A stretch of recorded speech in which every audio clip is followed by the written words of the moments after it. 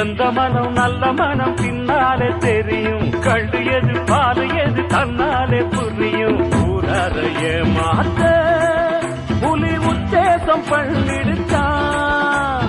சந்தேகம் வராம பசு போலால மூடிக்கிட்டான். தன்னிடத்திலே தவறு உள்ளவங்க தான் சிலர் நல்லவங்களை பழிச்சுதான் பொழப்பு நடத்தணும்.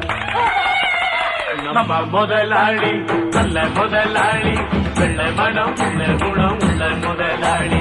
நம்ம முதலாளி நல்ல முதலாளி, வெள்ளை மனம் உள்ள குணம் உள்ள முதலாளி.